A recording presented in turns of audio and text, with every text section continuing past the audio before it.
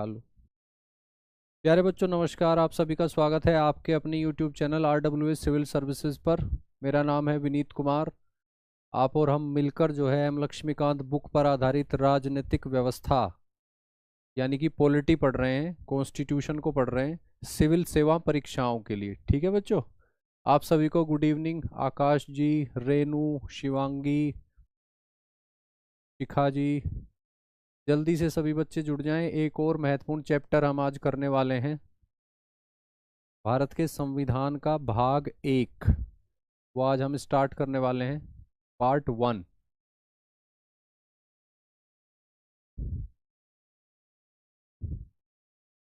ठीक है बच्चों, स्टार्ट करते हैं। आप सभी तैयार हैं? Dolly Sharma ji good evening, Divyanshi, Ruby Pandey good evening.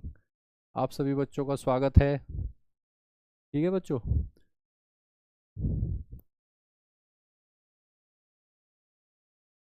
आप सभी जानते हैं कि पॉलिटी हम लोग पढ़ रहे हैं, यानी कि राज व्यवस्था सिविल सेवा परीक्षाओं के लिए, मुख्य परीक्षा के लिए विशेष रूप से, और लक्ष्मीकांत बुक पर आधारित जो है पॉलिटी हम पढ़ रहे हैं। ठीक है बच्चों, आज हमारी 18वीं क्लास है, 18th क्लास। और आज हम पढ़ने वाले हैं संघ। संघ और इसका राज्य क्षेत्र, या कहें कि इसका क्षेत्र, union, union and it's territory, union and it's territory. आप जानते हैं कि इंडिया यानी कि भारत जो है वो एक यूनियन ऑफ स्टेट्स है। तो यहाँ पे यूनियन से अर्थ है भारत, यूनियन, और भारत का क्षेत्र या भारत का राज्य क्षेत्र, ये आज हम पढ़ेंगे इस क्लास में। ठीक है बच्चों, ये भारत के संविधान का भाग 1 है, पार्ट 1 को आज ध्यान से पढ़ते हैं। ठीक है बच्चों, एक बेसिक बात जान लेते हैं जो पहले भी हमें क्लास में चर्चा कर चुके हैं। राज्य के मूलभूत तत्व। इंडिया एक स्टेट है, यानी एक नेशन स्टेट है। यहाँ पे जो स्टेट शब्द यूज हो रहा है, बेसिक एलिमेंट्स ऑफ स्टेट, यहाँ पे स्टेट का अर्थ जो है वो प्रांत नहीं है। इस स्टेट का मतलब है नेशन स्टेट, राष्ट्र, राज्य यानी देश। ठीक है बच्चों, तो राज्य जो होता है उसके मूलभूत तत्व होते हैं 4, बेसिक एलिमेंट्स ऑफ स्टेट 4 तत्व होते हैं,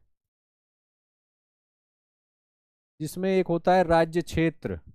किसी भी राज्य का एक राज्य क्षेत्र होता है, यानी कि एक टेरिटरी होती है। ठीक है बच्चों, दूसरा होता है पॉपुलेशन, यानी जनसंख्या, या कह सकते हैं कि नागरिक, राज्य के नागरिक होते हैं, सिटीजन्स। ठीक है बच्चों, तीसरा होता है सरकार, यानी गवर्नमेंट। किसी भी राज्य में प्रशासन के लिए एक सरकार होती है, यानी गवर्नमेंट होती है, और उस राज्य के संबंध में, उस राज्य के आंतरिक मामलों के संबंध में, या कि बाहरी मामले यानी विदेशी मामलों के संबंध में अंतिम निर्णय लेने की शक्ति उस राज्य में होती है, जिसको बोलते हैं संप्रभुता। संप्रभुता यानी सोवरनिटी। ठीक है बच्चों, तो किसी भी नेशन स्टेट में, या कहें कि स्टेट में, ये 4 तत्व जरूर होते हैं। ठीक है बच्चों, भारत में भी ये चारों तत्व मौजूद हैं। संप्रभुता भारत के लोगों में है, जिन्होंने अपने प्रतिनिधियों के माध्यम से, संविधान सभा के माध्यम से संविधान का निर्माण किया है और अपना पॉलिटिकल सिस्टम जो है वो एस्टेब्लिश किया है। तो संप्रभुता जो है, हम भारत के लोग, we the people of India, यानी संप्रभुता जो है वो भारत के लोगों में है। भारत लोकतंत्र है, यहाँ पर भी संप्रभुता जो है वो भारत के लोगों में है। सरकार है यहाँ पे, गवर्नमेंट, केंद्र सरकार, राज्य सरकारें हैं, स्थानीय स्तर पर भी लोकल सेल्फ गवर्नमेंट बॉडीज हैं। ठीक है बच्चों, नागरिक हैं और टेरिटरी भी है। तो राज्य के 4 मूलभूत तत्व होते हैं, और इसीलिए जो है संविधान की जो शुरुआत होती है वो संविधान का भाग 1 यानी पार्ट 1 जो है वो बताता है राज्य क्षेत्र के बारे में। संविधान का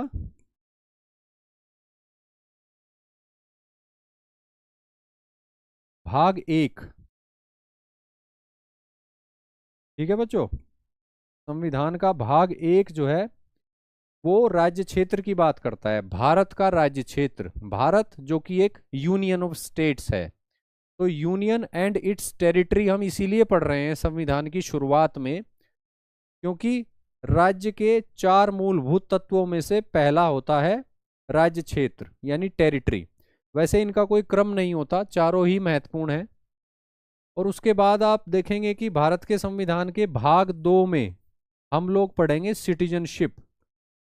भाग 2 में हम लोग पढ़ने वाले हैं कल की क्लास में सिटीजनशिप। ठीक है बच्चों। और उसके बाद हम सरकार के बारे में डिटेल में पढ़ेंगे, केंद्र के स्तर पर सरकार से संबंधित प्रावधान, राज्यों के स्तर पर सरकार से संबंधित प्रावधान। ठीक है बच्चों। तो ये बात आपको क्लियर है कि हम राज्य क्षेत्र क्यों पढ़ रहे हैं, टेरिटरी क्यों पढ़ रहे हैं। ये किसी भी राज्य का या नेशन स्टेट का बेसिक एलिमेंट होता है कि उसकी एक टेरिटरी होगी। और ये आज हम जो पढ़ेंगे वो संविधान का भाग 1 पढ़ेंगे। ठीक है बच्चों, आगे बढ़ते हैं।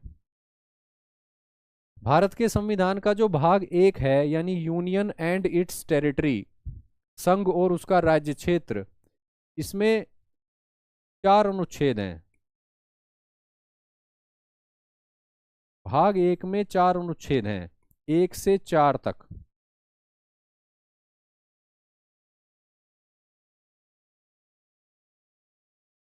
ठीक है बच्चों।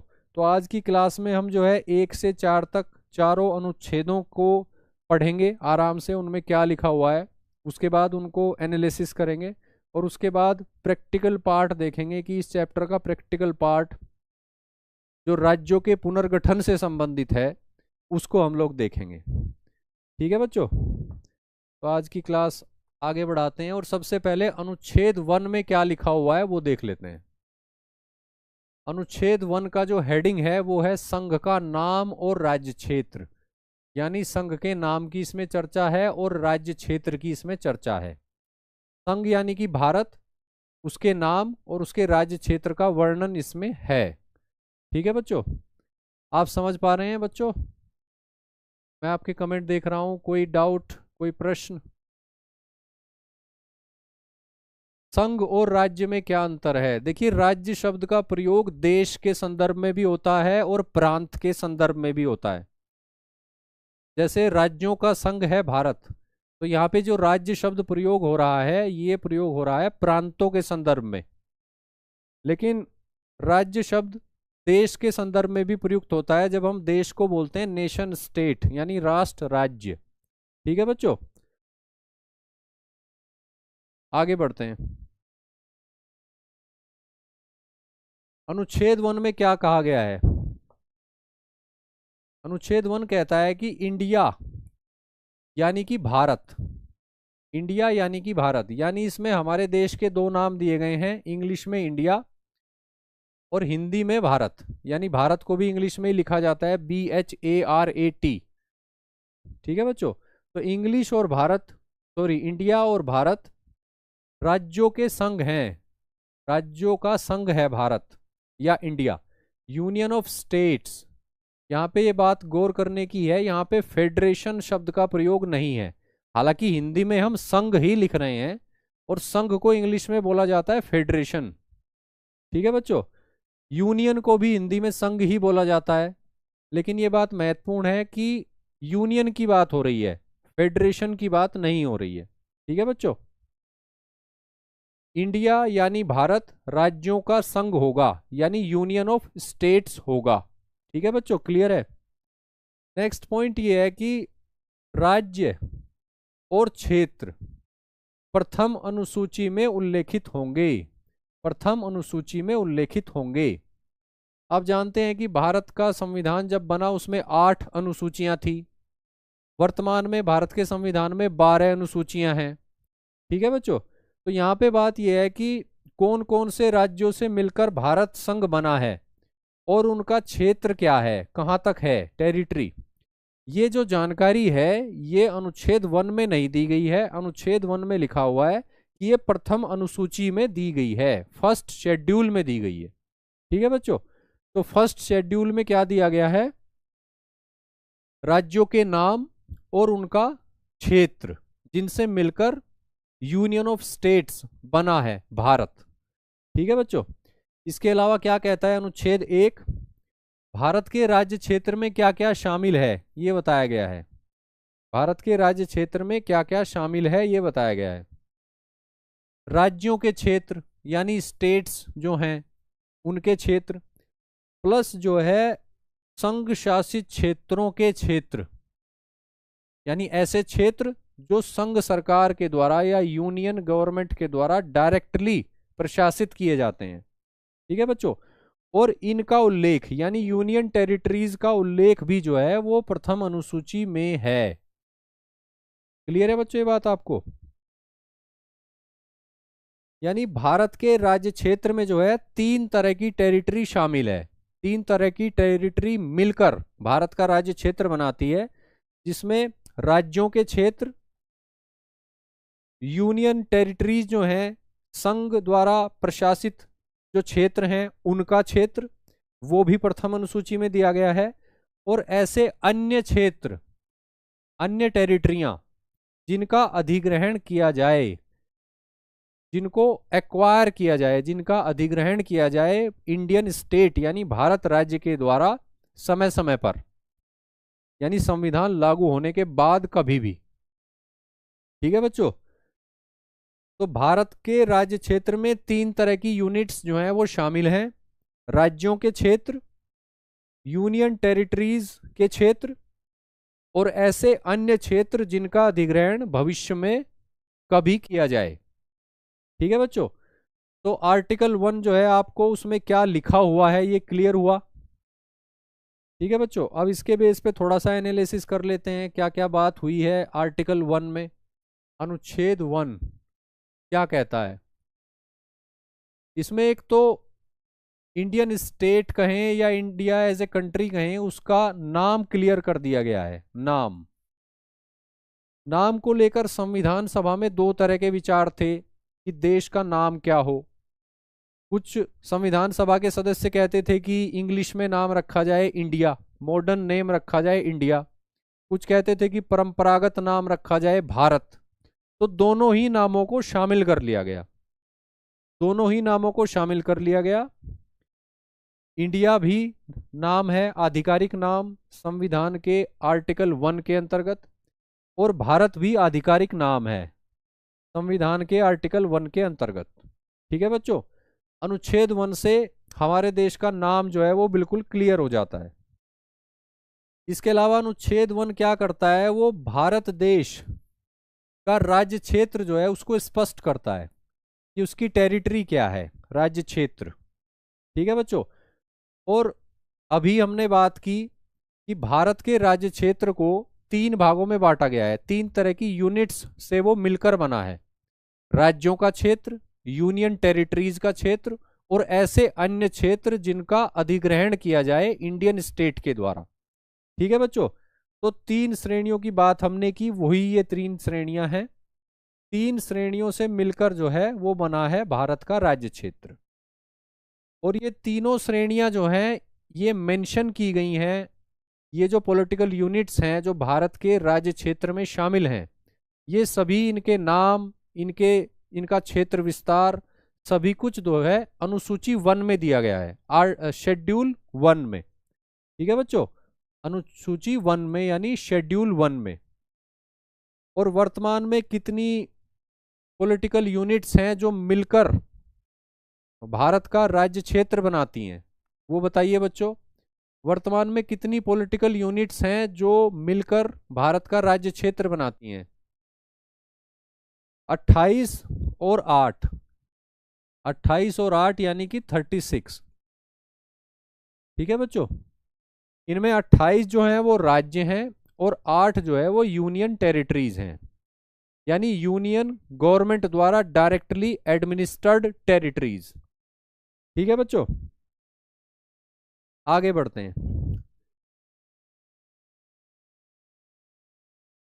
भारत के संविधान में यूनियन ऑफ स्टेट्स ये टर्म क्यों अपनाई गई? आर्टिकल 1 में फेडरेशन ऑफ स्टेट्स क्यों नहीं कहा गया? इसका भी अपना एक संवैधानिक कारण है। भारत ने संघीय व्यवस्था अपनाई है, यानी फेडरल सिस्टम अपनाया है, लेकिन उसके बाद भी भारत में संविधान में अनुच्छेद 1 में फेडरेशन शब्द का प्रयोग नहीं हुआ, बल्कि यूनियन शब्द का प्रयोग हुआ है। ठीक है बच्चों, यूनियन शब्द का प्रयोग हुआ है, फेडरेशन शब्द का प्रयोग नहीं हुआ है। ये बात काफी महत्वपूर्ण है। इसका कारण ये है कि भारत में राज्यों को अलग होने का अधिकार नहीं है। भारत में राज्यों को संघ से अलग होने का अधिकार नहीं है। इसलिए भारत उस सेंस में एक फेडरेशन नहीं है, बल्कि यूनियन है। ठीक है बच्चों, राज्यों को, भारत में राज्यों को अलग होने का अधिकार नहीं है। इसलिए भारत के संविधान में फेडरेशन शब्द का प्रयोग नहीं किया गया है, बल्कि यूनियन शब्द का प्रयोग किया गया है। ठीक है बच्चों, इस सेंस में हमारा जो संविधान है वो कनाडा के संविधान से प्रेरित है। आगे बढ़ते हैं। हमारे संविधान में बच्चों राज्यों के लिए प्रावधान है, यूनियन टेरिटरीज के लिए भी प्रावधान है, लेकिन इसके अलावा भी कुछ विशेष प्रावधान किए गए हैं कुछ राज्यों के संबंध में और कुछ राज्यों के अंतर्गत कुछ क्षेत्रों के संबंध में। ठीक है बच्चों, उनकी चर्चा कर लेते हैं एक बार, बेसिक परिचय। कुछ विशेष प्रावधान भी किए गए हैं। विशेष प्रावधान, विशेष प्रावधान अगर देखें तो भारत के संविधान का जो भाग 21 है, पार्ट 21, उसमें कई राज्यों के संबंध में विशेष प्रावधान किए गए हैं, जिनमें शामिल है महाराष्ट्र शामिल है, गुजरात शामिल है, कर्नाटक है, तेलंगाना है, आंध्र प्रदेश है, नागालैंड है, और इसके अलावा काफ़ी राज्य हैं, कई सारे राज्य और भी हैं। इन राज्यों के संबंध में कुछ विशेष प्रावधान किए गए हैं और उनको भारत के संविधान के भाग 21 यानी पार्ट 21 में शामिल किया गया है।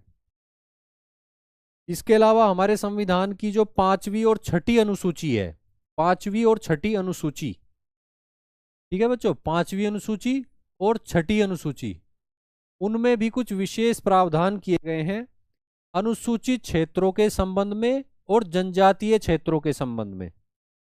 यानी कुछ क्षेत्रों को शेड्यूल्ड एरिया घोषित किया गया है और कुछ क्षेत्रों को जनजातीय क्षेत्र यानी कि ट्राइबल एरियाज घोषित किया गया है, और वहाँ की लोकल कंडीशंस के हिसाब से वहाँ का एडमिनिस्ट्रेशन चलता है। और कुछ विशेष प्रावधान किए गए हैं अनुसूचित क्षेत्रों के प्रशासन के लिए और जनजातीय क्षेत्रों के प्रशासन के लिए। और ये जो डिटेल्स हैं ये सारी दी गई हैं 5वीं और 6ठी अनुसूची में। ठीक है बच्चों, 5th शेड्यूल और 6th शेड्यूल में। तो जब हम अनुसूचियां पढ़ेंगे तो इन पर भी हम अच्छे से नजर डालेंगे। ठीक है बच्चों, फिलहाल हमारे लिए महत्वपूर्ण इसलिए है कि सामान्य जो प्रावधान दिए गए हैं भारत के संविधान में राज्यों के लिए, उससे इतर कुछ विशेष प्रावधान भी हैं जो 2 कैटेगरी में हैं, भाग 21 में दिए गए हैं और 5वीं और 6ठी अनुसूची में दिए गए हैं। ठीक है बच्चों, इनको आप ध्यान में रखिएगा, यहां से प्राथमिक परीक्षा में प्रश्न बन जाया करता है। ठीक है बच्चों, आगे बढ़ते हैं। इसके अलावा अनुच्छेद 1 में और भी कुछ बातें हैं जो हमारे ध्यान देने योग्य हैं। ठीक है बच्चों, उसमें एक तो ये है कि टेरिटरी ऑफ इंडिया जो है वो एक बड़ी टर्म है, एक वृहद टर्म है यूनियन ऑफ इंडिया के की तुलना में। आप मुझे बताइए कि टेरिटरी ऑफ इंडिया और यूनियन ऑफ इंडिया में क्या फर्क है। अगर हम हिंदी में बात करें तो भारत का क्षेत्र और भारत का संघ, इन दोनों में क्या फर्क है। भारत का क्षेत्र यानी टेरिटरी ऑफ इंडिया और भारत का संघ यूनियन ऑफ इंडिया, इन दोनों में क्या फर्क है। जो बच्चा बुक को पढ़ के आया है, चैप्टर को अच्छे से पढ़ के आया है एम लक्ष्मीकांत में से, वो इसका उत्तर अच्छे से दे सकता है। ठीक है बच्चों, मैं वेट कर रहा हूं कि कौन बच्चा मुझे बताएगा इसका उत्तर। पूजा गुप्ता, शिवम जी, मंजू, निषाद। सर इन्हीं राज्यों को क्यों विशेष प्रावधान दिए गए हैं। मंजू जी, वो हम डिटेल में देखेंगे जब हम उस चैप्टर पर पहुंचेंगे, भारत के संविधान के भाग 21 पर पहुंचेंगे तो हम डिटेल में एनालिसिस करेंगे काफी सारे राज्य हैं, क्या विशेष प्रावधान है और क्यों दिए गए हैं। ठीक है बच्चों, चलिए मैं ही बताता हूं कि टेरिटरी ऑफ इंडिया और यूनियन ऑफ इंडिया में क्या फर्क है। यूनियन ऑफ इंडिया में सिर्फ राज्यों के क्षेत्र आते हैं, यानी भारत में जितने राज्य हैं, यानी आज के टाइम में 28 राज्य हैं, राज्यों का ही तो यूनियन है ना भारत। तो यूनियन ऑफ इंडिया का अर्थ है सभी राज्यों का क्षेत्र। ठीक है बच्चों, लेकिन टेरिटरी ऑफ इंडिया में तो यूनियन टेरिटरीज जो 8 हैं उनका क्षेत्र भी जुड़ जाता है। ठीक है बच्चों, तो भारत के क्षेत्र का मतलब है कि 28 राज्यों का क्षेत्र प्लस 8 यूनियन टेरिटरीज का क्षेत्र। ठीक है बच्चों, लेकिन यूनियन ऑफ इंडिया का मतलब है 28 राज्यों का क्षेत्र, 28 राज्यों का सम्मिलित क्षेत्र। ठीक है बच्चों, तो ये डिफरेंस है। टेरिटरी ऑफ इंडिया में यूनियन टेरिटरीज का क्षेत्र भी आ जाता है जिनको केंद्र सरकार डायरेक्टली प्रशासित करती है। ठीक है बच्चों, तो ये बात क्लियर हुई आपको। इसके अलावा दो तरह की पॉलिटिकल यूनिट्स हैं जिनसे मिलकर बना है यूनियन ऑफ इंडिया, राज्य और संघ क्षेत्र। ये हम पढ़ ही चुके हैं। ठीक है बच्चों, राज्यों राज्यों के अपने अधिकार हैं, संविधान में उनका अपना एक संवैधानिक क्षेत्र है, विधायी शक्तियां हैं उनको, कार्यपालिका शक्तियां हैं, न्यायपालिका वहां पे है। 7वीं अनुसूची में सूचियां दी गई हैं, उसके आधार पर राज्य जो है डायरेक्ट संविधान से अपनी अथॉरिटी जो है वो लेते हैं, वो केंद्र सरकार पर निर्भर नहीं है। लेकिन यूनियन टेरिटरी की अगर बात करें तो वो तो प्रशासनिक इकाइयां हैं, वहां पे स्वायत्तता नहीं है, वो डायरेक्टली जो है संविधान से अपनी अथॉरिटी नहीं लेती, केंद्र सरकार के अंतर्गत हैं। यूनियन टेरिटरीज का जो प्रशासन है वो सीधे केंद्र सरकार के द्वारा चलाया जाता है अपने प्रतिनिधि के माध्यम से। ठीक है बच्चों, राज्यों के केस में ऐसा नहीं है, वहां पे स्वायत्तता है, ऑटोनमी है। राज्य जो है भारत के संविधान के अंतर्गत जो है वो स्वायत्त इकाइयां हैं, ऑटोनोमस बॉडीज हैं, उनके अपने लीगल राइट्स हैं। ठीक है बच्चों, तो ये फर्क है संवैधानिक प्रावधानों में राज्यों के संबंध में और यूनियन टेरिटरीज के संबंध में। ठीक है बच्चों, ये भी बेसिक बात आपको क्लियर हुई। बाकी आगे जैसे जैसे हम पढ़ते जाएंगे तो हम राज्यों की शक्तियों को भी जानेंगे, उनके अधिकार को भी जानेंगे, उनके जुरिस्डिक्शन को जानेंगे, और साथ ही यूनियन टेरिटरीज से संबंधित जो बातें हैं उनको भी जानेंगे। ठीक है बच्चों, एक अंतर इसी से जुड़ा हुआ ये भी है कि यूनियन टेरिटरीज से संबंधित भी एक भाग है भारत के संविधान में, उसमें अगर कोई परिवर्तन करना होता है तो केंद्र सरकार उसको कर सकती है, उसको संविधान संशोधन नहीं माना जाता, यानी संसद के माध्यम से ही होगा परिवर्तन, लेकिन उसको आर्टिकल 368 के अंतर्गत संविधान संशोधन नहीं माना जाता। जबकि राज्यों के संबंध में तो कई ऐसे अनुच्छेद हैं, प्रावधान हैं, जिनमें अगर परिवर्तन करना हो तो फिर आर्टिकल 368 के अंतर्गत दी गई प्रक्रिया को अपनाना होता है।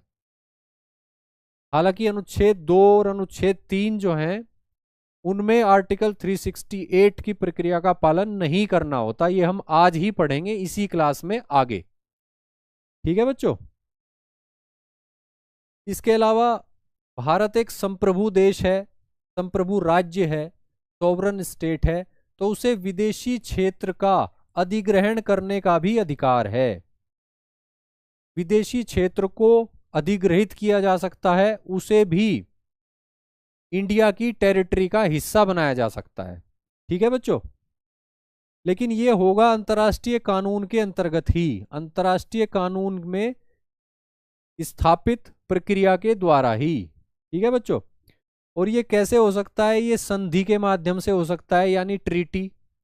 ये खरीद के माध्यम से हो सकता है कि खरीद लिया कोई क्षेत्र, उपहार में प्राप्त हो सकता है, लीज पर लिया जा सकता है, कब्जा किया जा सकता है, जीता जा सकता है युद्ध में, या हारा जा सकता है।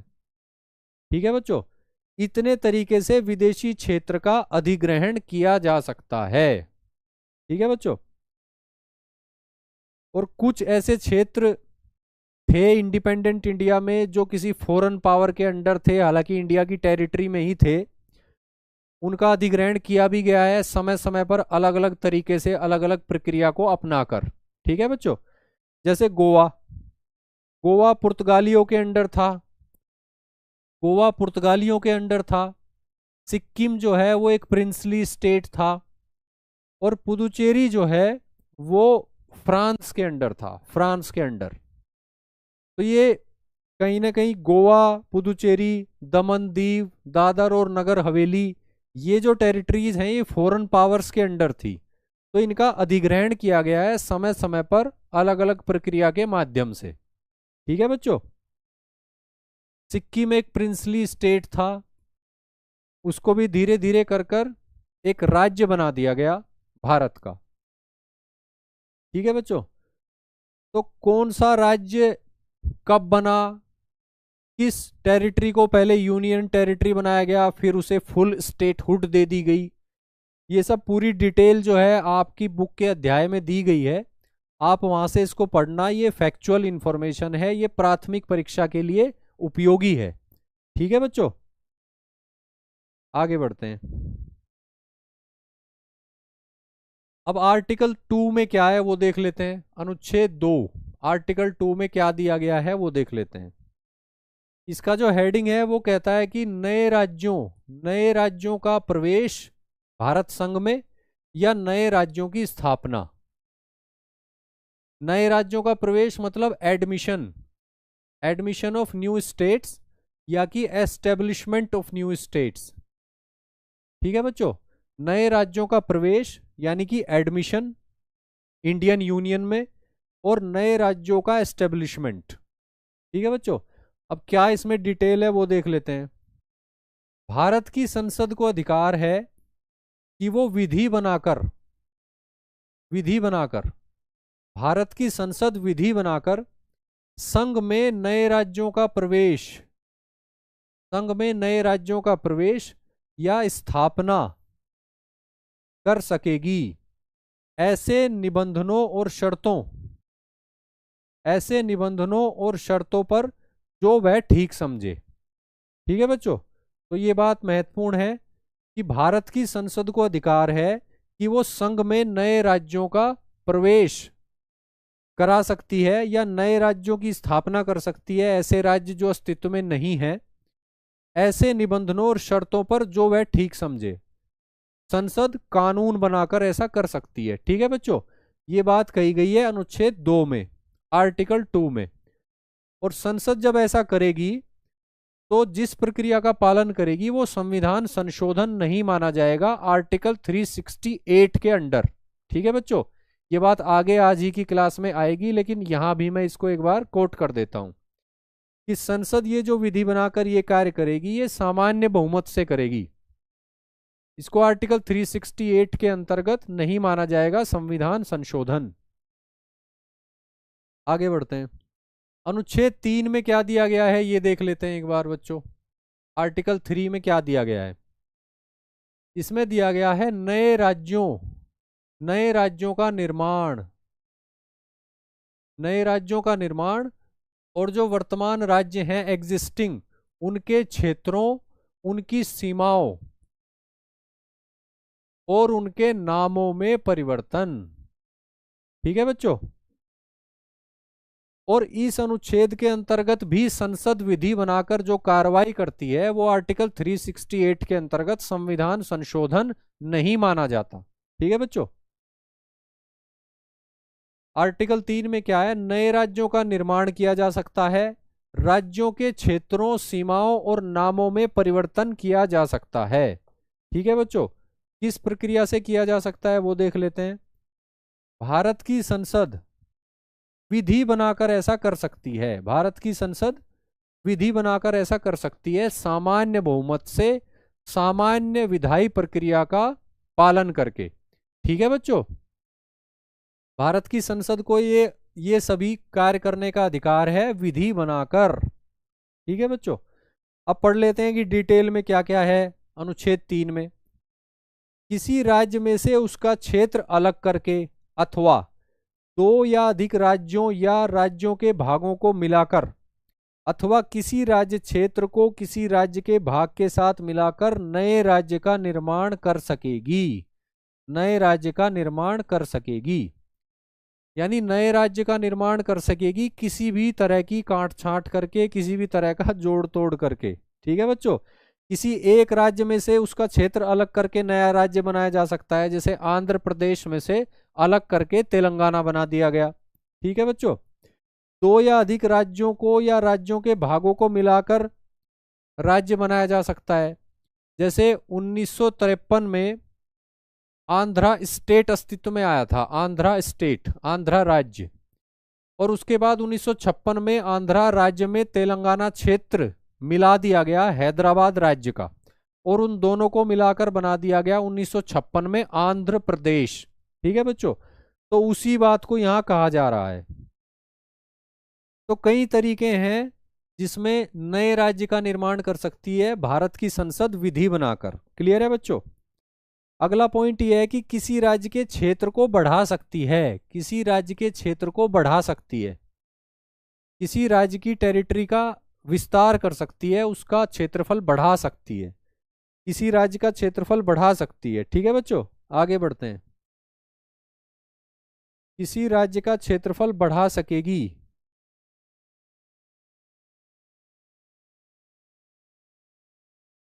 किसी राज्य का क्षेत्र घटा सकेगी, किसी राज्य का क्षेत्र जो है वो घटा सकेगी। ठीक है बच्चों, किसी राज्य का क्षेत्र बढ़ा भी सकती है, किसी राज्य का क्षेत्र जो है वो घटा भी सकती है। क्लियर है? किसी राज्य की सीमाओं में परिवर्तन कर सकेगी, सीमाओं में परिवर्तन कर सकेगी, किसी राज्य की सीमाओं में परिवर्तन कर सकेगी। क्लियर है बच्चों ये बात आपको? भारत की संसद कानून बनाकर किसी राज्य का क्षेत्र घटा सकती है, किसी राज्य का क्षेत्र बढ़ा सकती है। भारत की संसद कानून बनाकर किसी राज्य की सीमाओं में परिवर्तन कर सकती है, किसी राज्य के नाम में परिवर्तन कर सकती है, नाम भी बदल सकती है। ठीक है बच्चों, पार्लियामेंट बाय लॉ ऐसा कर सकती है। ठीक है बच्चों, अब दो यहां पे कंडीशन और हैं। आर्टिकल 3 के अंतर्गत दो कंडीशन और हैं, उनको देख लेते हैं वो क्या है।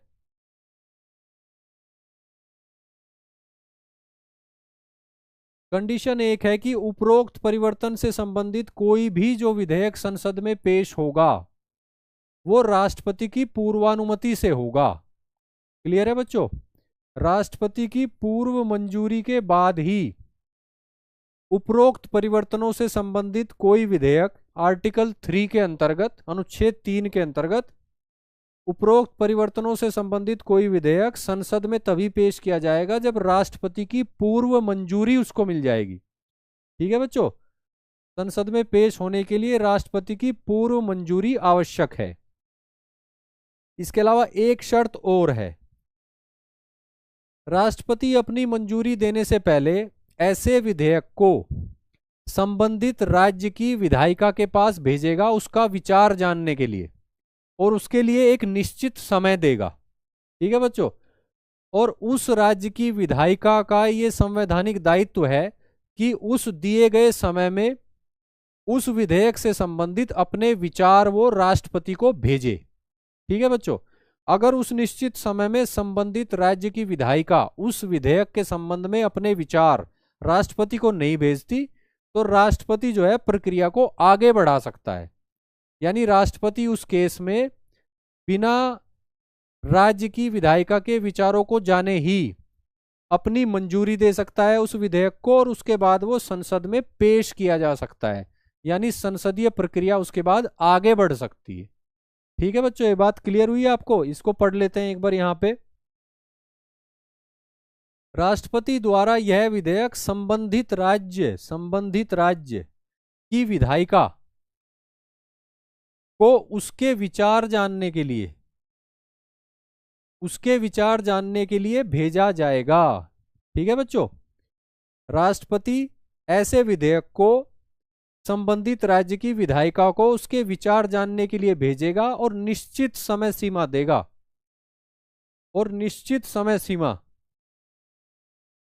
के दौरान ही संबंधित विधायिका को निश्चित समय सीमा के दौरान ही संबंधित विधायिका को इस विधेयक पर अपने विचार देने होंगे। ठीक है बच्चों, ये बात क्लियर हुई आपको? आर्टिकल 3 के अंतर्गत भारत की संसद विधि बनाकर काफी कुछ कर सकती है। नाम बदल सकती है, सीमा बदल सकती है, आकार घटा सकती है, बढ़ा सकती है, जोड़कर या किसी राज्य का एक हिस्सा निकालकर नया राज्य बना सकती है। लेकिन उसके लिए दो शर्तें पूरी होनी आवश्यक हैं। और दो शर्तें हैं कि ऐसा विधेयक जो है राष्ट्रपति की पूर्व अनुमति के बाद ही पेश होगा, और राष्ट्रपति अपनी पूर्वानुमति से पहले ऐसे विधेयक को संबंधित राज्य की विधायिका को भेजेगा, उसको निश्चित समय देगा और निश्चित समय में विधायिका को संबंधित विधेयक के संबंध में अपने विचार राष्ट्रपति को भेजने हैं। उसके बाद राष्ट्रपति जो है कार्रवाई को आगे बढ़ाएगा, पूर्व मंजूरी दे देगा और विधेयक संसद में पेश हो जाएगा। ठीक है बच्चों, ये बात क्लियर हुई है आपको? ठीक है, आगे बढ़ते हैं।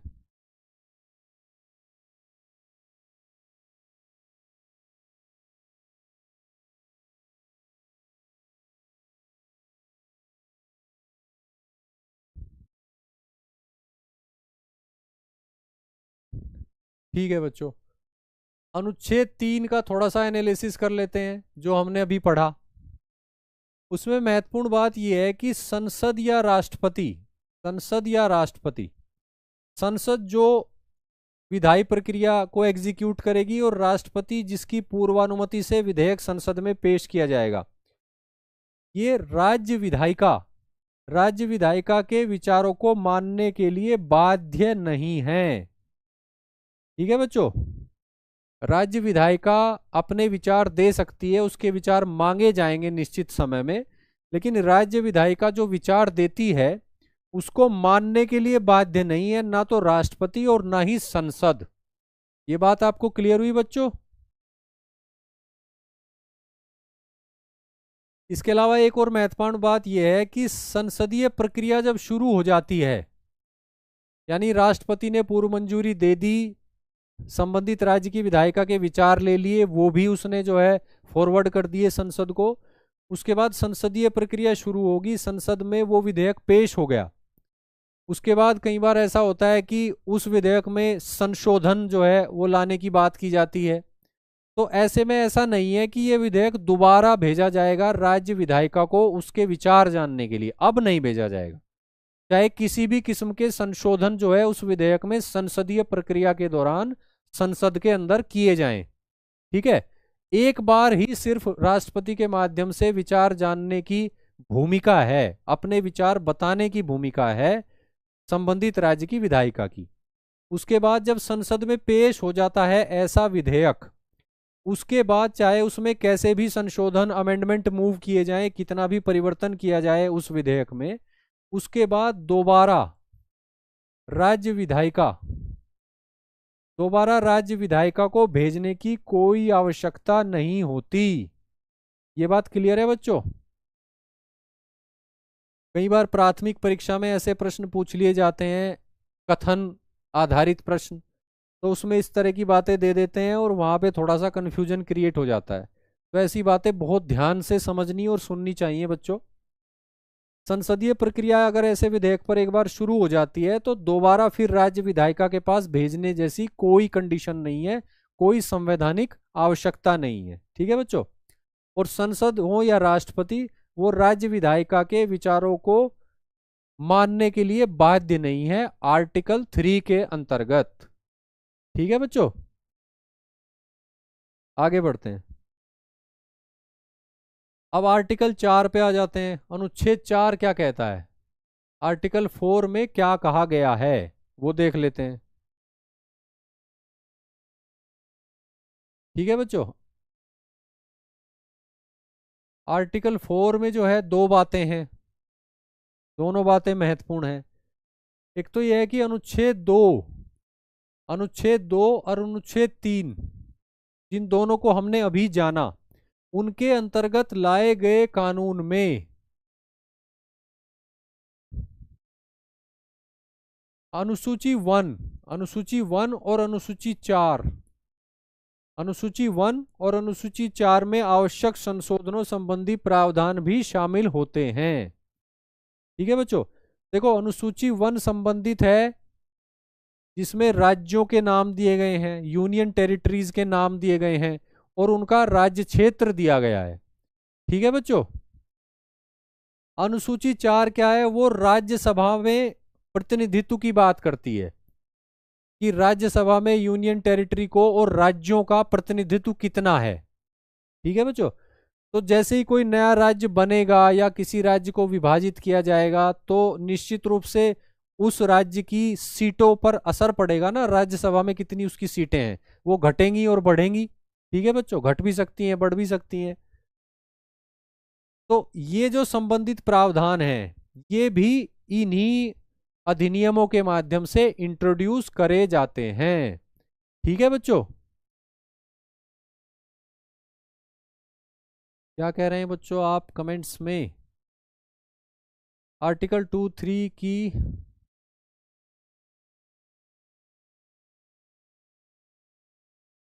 वेरी गुड बच्चों, वेरी गुड।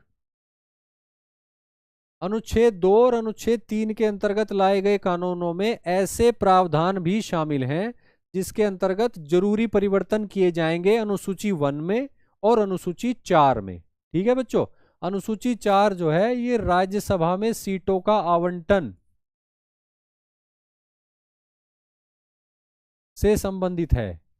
राज्यसभा में सीटों, या कहें कि राज्यसभा में किस राज्य की कितनी सीटें हैं वो इसमें दी गई हैं। तो राज्य का अगर पुनर्गठन होगा तो उसकी सीटों की संख्या बदल जाएगी राज्यसभा में। ठीक है बच्चों, आगे बढ़ते हैं। इसके साथ ही अन्य प्रावधान जैसे संसद में प्रतिनिधित्व, लोकसभा में भी प्रतिनिधित्व बदल जाएगा, लोकसभा सांसदों की संख्या कम या ज्यादा हो जाएगी। ठीक है बच्चों, इसके अलावा नया राज्य बनेगा तो उसकी विधायिका में कितने सीटें होंगी ये सभी भी डिसाइड होगा। काफी सारी डिटेल वर्कआउट करनी होती है जब राज्यों का पुनर्गठन किया जाता है। तो संसद जो भी आवश्यक समझे वे सभी संबंधित प्रावधान भी शामिल किए जाएंगे ऐसे कानूनों में जो अनुच्छेद 2 और अनुच्छेद 3 के अंतर्गत लाए जा रहे हैं। ठीक है बच्चों, तो ये बात हो गई। उसके बाद अगली महत्वपूर्ण बात यह है कि ऐसा कोई भी कानून जो अनुच्छेद 2 और अनुच्छेद 3 के अंतर्गत लाया जाएगा उसे अनुच्छेद 368 आर्टिकल 368 के अंतर्गत संविधान में संशोधन नहीं माना जाएगा। संविधान में संशोधन नहीं माना जाएगा। ठीक है बच्चों, ये बात क्लियर है आपको? आर्टिकल 2 के अंतर्गत और आर्टिकल 3 के अंतर्गत जो भी विधेयक लाए जाएंगे संसद में वो सामान्य विधायी प्रक्रिया से गुजरेंगे। उसके बाद अगर वो पारित हो जाते हैं सामान्य बहुमत से तो वो बन जाएंगे कानून। और ऐसे जो कानून हैं वो संविधान में कई जगह परिवर्तन करेंगे, जैसे कि अनुसूची 1 में करेंगे, अनुसूची 4 में करेंगे, इसके अलावा भी परिवर्तन करेंगे। तो इन सभी परिवर्तनों को आर्टिकल 368 के अंतर्गत संविधान में संशोधन नहीं माना जाएगा, यानी कॉन्स्टिट्यूशनल अमेंडमेंट अंडर आर्टिकल 368 नहीं माना जाएगा। ठीक है बच्चों, ये बात हमने तब भी करी थी जब हम भारत के संविधान की विशेषताएं पढ़ रहे थे। ठीक है बच्चों, तो उसमें हमने बात करी थी कि भारत के संविधान के कई ऐसे भाग हैं जिनमें कई ऐसे अनुच्छेद हैं जिनमें परिवर्तन किया जाता है संसद के द्वारा सामान्य बहुमत से कानून लाकर, और ऐसे परिवर्तनों को आर्टिकल 368 के अंतर्गत संविधान संशोधन नहीं माना जाता। ठीक है बच्चों, तो वही बात हम यहाँ पे कर रहे हैं। यहाँ पे आर्टिकल 2 और आर्टिकल 3 ऐसे ही अनुच्छेद हैं, ऐसे ही प्रावधान हैं जिनके माध्यम से संविधान में जो परिवर्तन किए जाते हैं, जैसे कि अनुसूची 1 में और अनुसूची 4 में और इसके अलावा भी कई जगह, तो उनको नहीं माना जाता कॉन्स्टिट्यूशनल अमेंडमेंट आर्टिकल 368 के अंतर्गत। ठीक है बच्चों, तो ये बात क्लियर है अब आपको?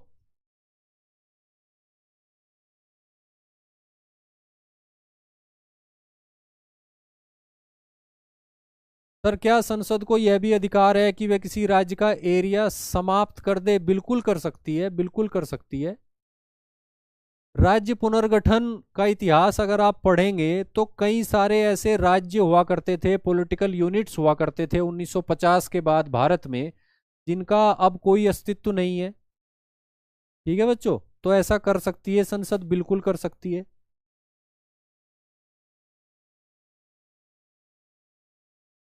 ठीक है बच्चों, आगे बढ़ते हैं। हैदराबाद राज्य हुआ करता था, मैसूरू राज्य हुआ करता था, आज कहाँ है? उनको, उनकी टेरिटरी को दूसरे राज्यों में मिला दिया गया है, दूसरे नामों से जाना जाता है। ठीक है बच्चों, ये बात भी अभी हमारी क्लास में आगे आएगी, उसको फिर से अच्छे से चर्चा करेंगे। अब आर्टिकल 4 का एनालिसिस कर लेते हैं, आर्टिकल 4 का एनालिसिस कर लेते हैं। बेसिक सी बात है, वैसे हम जान चुके हैं कि ये जो विधियां हैं, यानी आर्टिकल 2 के अंतर्गत और आर्टिकल 3 के अंतर्गत, आर्टिकल 2 के अंतर्गत और आर्टिकल 3 के अंतर्गत,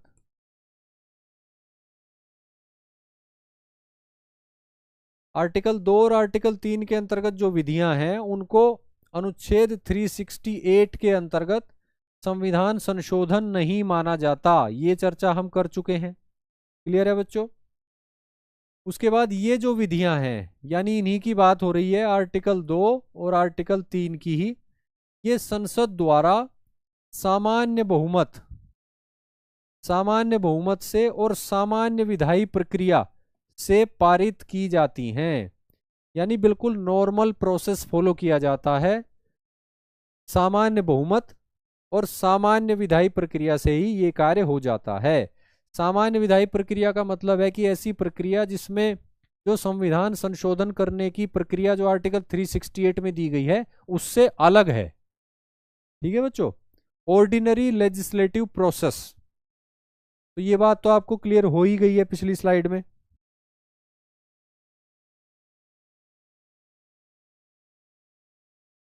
ठीक है बच्चों, अब थोड़ा सा जो हमने संघ का और राज्यों का संबंध देखा कि भारत में जो यूनियन है, यूनियन के लेवल पे जो लेजिस्लेचर है यानी कि संसद, उसको इतनी शक्ति है कि वो कानून बनाकर, सामान्य विधायी प्रक्रिया से ही कानून बनाकर वो राज्यों के साथ कुछ भी छेड़छाड़ कर सकती है।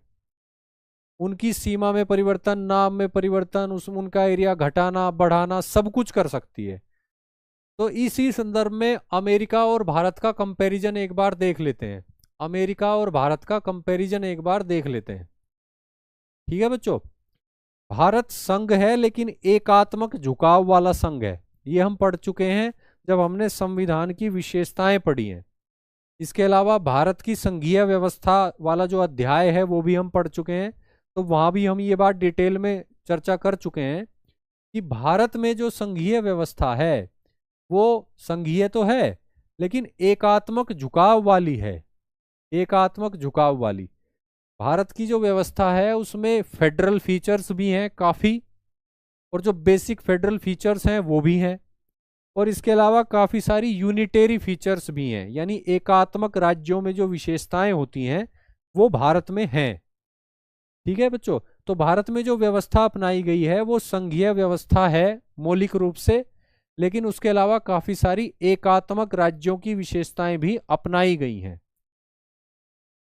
तो ऐसे में भारत में क्या स्थिति है?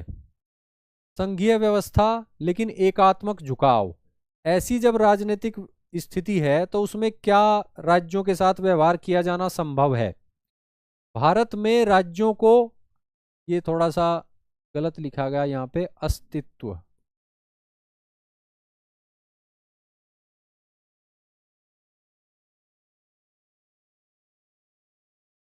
भारत में राज्यों को अस्तित्व और क्षेत्रीय अखंडता का अधिकार नहीं है। यहाँ पे शिवम गंगवार जी आपके वाली बात दोबारा आ रही है, यहाँ से क्लियर हो जाएगा कि भारत में राज्यों को ये अधिकार नहीं है कि उनका अस्तित्व बना रहे, पहली बात तो ये, और दूसरा ये कि उनकी क्षेत्रीय अखंडता जो है वो सुरक्षित रहे।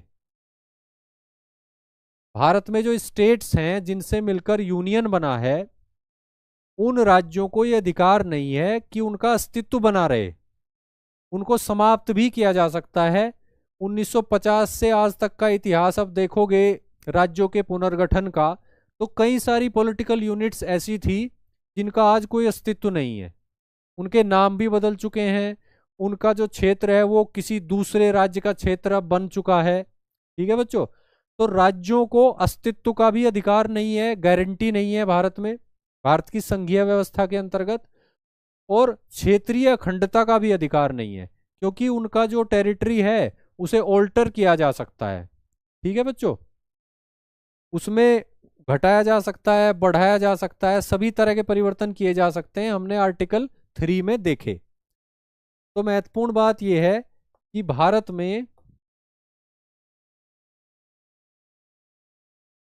में राज्यों को अस्तित्व का अधिकार नहीं है, यानी हमेशा एग्जिस्टेंस में रहने का अधिकार नहीं है। और दूसरा जो बात है वो है कि भारत में राज्यों को क्षेत्रीय अखंडता का भी अधिकार नहीं है, टेरिटोरियल इंटीग्रिटी का भी राइट नहीं है, उनकी टेरिटरी कभी भी घटाई बढ़ाई जा सकती है, काटी छांटी जा सकती है। यानी निष्कर्ष क्या निकलता है, भारत जो है वो विनाशी राज्यों का अविनाशी संघ है, यानी संघ भारत का अविनाशी है, इनडेस्ट्रक्टिबल है, ये बात आप जानते हो, क्योंकि यूनियन ऑफ स्टेट्स का मतलब है कि राज्यों को भारत के संघ से अलग होने का अधिकार नहीं है। क्लियर है बच्चों, अगर राज्यों को संघ से अलग होने का अधिकार नहीं है तो इसका अर्थ यह है कि संघ जो है वो अविनाशी है, इनडेस्ट्रक्टिबल है, लेकिन राज्य जो हैं वो डेस्ट्रक्टिबल हैं।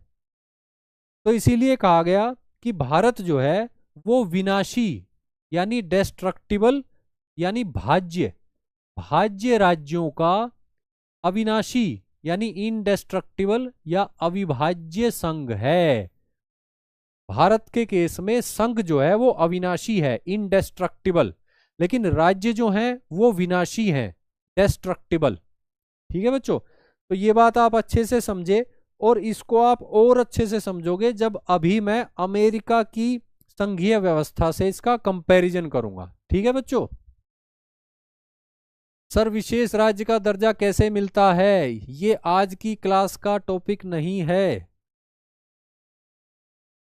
मिस्टर कल्लू, ये आज की क्लास का टॉपिक नहीं है, ये पढ़ेंगे जब संविधान में इस चैप्टर पर पहुंचेंगे, इस मुद्दे पर पहुंचेंगे, तब इसको डिटेल में पढ़ेंगे। ये चीज़ें शॉर्ट में भी नहीं बताई जा सकती, इनको जब बताया जाएगा तो प्रॉपरली डिटेल में बताया जाएगा। फिलहाल तो आप आज की कक्षा के बारे में आपका कोई प्रश्न है तो वो आप जरूर पूछें। कक्षा से बाहर के प्रश्न हम तभी लेंगे जब हम उन टॉपिकों को, उन अध्यायों को पढ़ चुके होंगे या पढ़ रहे होंगे। ठीक है बच्चों, इस बात को समझने के लिए जरूरी है कि अमेरिका की संघीय व्यवस्था से कंपैरिजन हम करके देखें। अमेरिका में संघीय व्यवस्था है, ये बात आप जानते हैं। ठीक है बच्चों, वहां पे जो संघीय व्यवस्था है वो भारत से ज्यादा संघीय है, वहां पे एकात्मक विशेषताएं उतनी नहीं है, भारत में काफी एकात्मक विशेषताएं हैं। इसीलिए मैंने लिखा कि भारत में संघीय व्यवस्था है लेकिन एकात्मक झुकाव वाली, और अमेरिका में मैंने लिखा संघीय व्यवस्था है। ठीक है बच्चों, अब अमेरिका की स्थिति क्या है, अमेरिका में अविनाशी राज्यों का अविनाशी संघ है। अमेरिका जो है अविनाशी राज्यों का अविनाशी संघ है, यानी कि अमेरिका का संघ जो है वो अविनाशी है, इनडेस्ट्रक्टिबल है, जैसे कि भारत का संघ भी है। लेकिन भारत में राज्य जो हैं वो विनाशी हैं, लेकिन इसके अपोजिट अमेरिका में राज्य भी अविनाशी हैं, यानी इनडेस्ट्रक्टिबल हैं। या इसको ऐसे भी कह सकते हैं कि अमेरिका जो है वो अविभाज्य राज्यों, ऐसे राज्य जिनका डिस्ट्रक्शन नहीं किया जा सकता, का अविभाज्य संघ है। संघ और राज्य दोनों ही अविभाज्य हैं, अविनाशी हैं, इनडेस्ट्रक्टिबल हैं अमेरिका में। लेकिन भारत में संघ तो अविनाशी है लेकिन राज्य जो हैं वो विनाशी हैं, उनका डिस्ट्रक्शन किया जा सकता है, उनको राइट टू एग्जिस्टेंस भी नहीं है और राइट टू टेरिटोरियल इंटीग्रिटी भी नहीं है। ठीक है बच्चों, तो ये बात उम्मीद है आपको अच्छे से क्लियर हो गई होगी भारत और अमेरिका का कंपैरिजन करने के बाद। ठीक है बच्चों,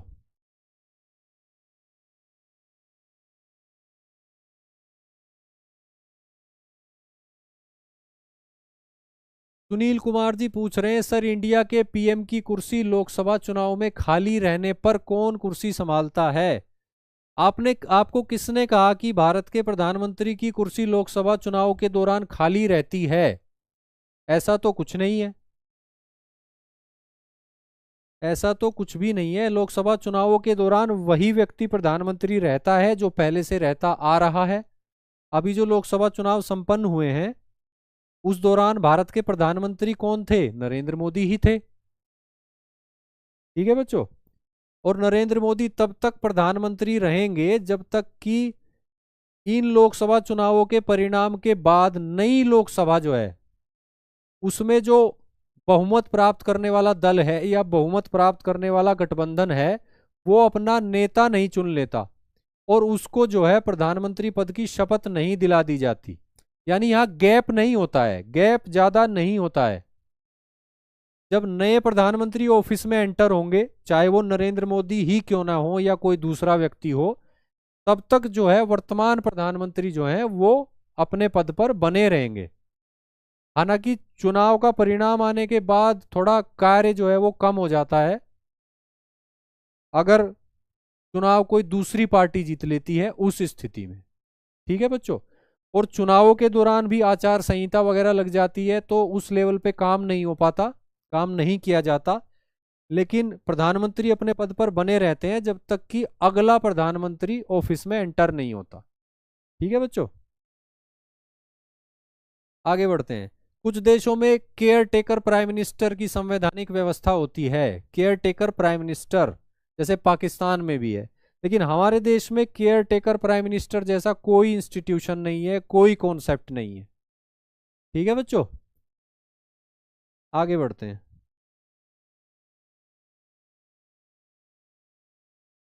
अब बच्चों देख लेते हैं राज्यों और संघ क्षेत्रों का उद्भव। यानी अभी हमने संवैधानिक पक्ष देखा, संघ और उसके राज्य क्षेत्र का, संघ का और उसकी पॉलिटिकल यूनिट्स का, यूनियन का, स्टेट्स का और यूनियन टेरिटरीज का, उससे संबंधित संवैधानिक पक्ष हमने देखा। अब व्यवहारिक पक्ष देख लेते हैं। ठीक है बच्चों, भारत में राज्यों और संघ क्षेत्रों का उद्भव कैसे हुआ ये देख लेते हैं। यानी कि इसे दूसरे शब्दों में कहें तो देशी रियासतों का एकीकरण कैसे हुआ। सबसे पहले तो यही स्टेप हुआ ना इसमें, सबसे पहले तो देशी रियासतों का एकीकरण किया गया, उसके बाद जो है राज्यों का पुनर्गठन कर दिया गया। ठीक है बच्चों, तो देख लेते हैं क्या स्थिति है। 1947 यानी 1947 से पूर्व क्या स्थिति थी? 1947 से पूर्व की स्थिति ये थी कि भारत में दो तरह की पॉलिटिकल यूनिट्स थी। ब्रिटिश इंडिया में दो तरह की पॉलिटिकल यूनिट्स थी। एक तो ब्रिटिश प्रांत थे, ब्रिटिश प्रांत, ठीक है बच्चों, और दूसरा जो है देशी रियासतें थी, देशी रियासतें, प्रिंसली स्टेट्स। ब्रिटिश इंडिया के जो प्रांत थे उसमें दो तरह के प्रांत थे, गवर्नरों वाले प्रांत और चीफ कमिश्नर वाले प्रांत। यानी जो डायरेक्टली एडमिनिस्टर होते थे उनको चीफ कमिश्नर वाले प्रांत बोलते थे, और जो गवर्नरों के माध्यम से प्रशासित होते थे, जहां पे जवाबदेह सरकार की स्थापना भी की जाने लगी थी, 1935 के एक्ट में कर दी गई थी, तो ऐसे प्रांतों को बोला जाता है गवर्नर वाले प्रांत। तो गवर्नर वाले प्रांत और चीफ कमिश्नर वाले प्रांत, ये प्रांतों की दो कैटेगरियां थी जिनसे मिलकर बनता था ब्रिटिश भारत। ठीक है बच्चों, और दूसरा देशी रियासतें थी। देशी रियासतें वैसे तो अपने आंतरिक मामलों को लेकर स्वतंत्र थी, स्वायत्त थी, लेकिन उनके ऊपर संप्रभुता जो है वो ब्रिटिश क्राउन की ही होती थी। ब्रिटिश क्राउन ही उनकी सिक्योरिटी पॉलिसी, फॉरेन पॉलिसी वगैरह को कंट्रोल करते थे। ठीक है बच्चों, तो संप्रभुता उनके पास नहीं थी रियासतों के पास, लेकिन वो रोजमर्रा का एडमिनिस्ट्रेशन वगैरह जो है अपना खुद ही देखते थे, स्वायत्त थे उन सभी मामलों में। तो ये जो दो तरह की पॉलिटिकल यूनिट्स थी, ये ब्रिटिश राज के दौरान भारत में अस्तित्व में थी। ठीक है बच्चों, ये बात आपको क्लियर हुई। ये स्थिति है 1947 से पहले की, ब्रिटिश राज की। उसके बाद 1947 में क्या हुआ, भारतीय स्वतंत्रता अधिनियम लाया गया। भारतीय स्वतंत्रता अधिनियम लाया गया 1947 में। उसके अंतर्गत 15 अगस्त 1947 को जो है ब्रिटिश भारत का विभाजन कर दिया गया दो इंडिपेंडेंट डोमिनियन स्टेट्स में। एक था भारत, एक पाकिस्तान। ठीक है बच्चों, दो डोमिनियन स्टेट्स में विभाजन कर दिया गया, भारत और पाकिस्तान दोनों स्वतंत्र। ठीक है बच्चों, और जो रियासतें थी, रियासतों को तीन विकल्प दिए गए। रियासतों को तीन विकल्प दिए गए। क्या थे तीन विकल्प? एक विकल्प तो ये था कि भारत में आप शामिल हो जाइए, दूसरा विकल्प था कि आप पाकिस्तान में शामिल हो जाइए, और तीसरा विकल्प था कि आप अगर सक्षम हैं और चाहते हैं तो आप स्वतंत्र भी रह सकते हैं। ठीक है बच्चों, तो ये तीन विकल्प जो है रियासतों को दिए गए। इसके बाद रियासतों ने क्या किया, क्या कदम उठाए, क्या नीति अपनाई, वो देख लेते हैं। भारत के क्षेत्र के अंतर्गत आने वाली 552 रियासतों में से 549 रियासतें जो हैं वो भारत में शामिल हो गई। ठीक है बच्चों, भारत के क्षेत्र के अंतर्गत आने वाली 552 रियासतों में से 549 रियासतें जो हैं वो भारत में शामिल हो गई। तीन रियासतों ने उस समय भारत में शामिल होने से इनकार कर दिया। केवल तीन रियासतों ने उस समय भारत में शामिल होने से इनकार कर दिया। वो रियासतें कौन कौन सी थी बच्चों? हैदराबाद, जूनागढ़ और कश्मीर। ठीक है बच्चों, लेकिन उसके कुछ समय के बाद समय बीता, परिस्थितियां बदली, धीरे धीरे करके क्रमिक रूप से ये तीनों रियासतें भी भारत में शामिल कर ली गई। ठीक है बच्चों, अलग अलग तरीके से की गई। हैदराबाद जो है वो पुलिस एक्शन के माध्यम से भारत में शामिल किया गया। पुलिस एक्शन जो है वो ऑपरेशन पोलो, आपने सुना होगा ऑपरेशन पोलो, जिसके अंतर्गत जो है एक मिलिट्री एक्शन लिया गया था, सैन्य कार्रवाई करी गई थी तीन तरफ से, बल्कि कहें कि चारों तरफ से। और हैदराबाद को जो है वो भारत ने अपने कब्जे में ले लिया था। ठीक है बच्चों, तो उसको कहा गया था पुलिस एक्शन। वो जो मिलिट्री कार्रवाई थी उसको आधिकारिक रूप से पुलिस एक्शन का नाम दिया गया था। तो पुलिस एक्शन के माध्यम से हैदराबाद को भारत में मिला लिया गया। उसके बाद जूनागढ़ की बात आई। जूनागढ़ को लेकर भी भारत और पाकिस्तान में मतभेद थे। पाकिस्तान, जूनागढ़ का जो शासक था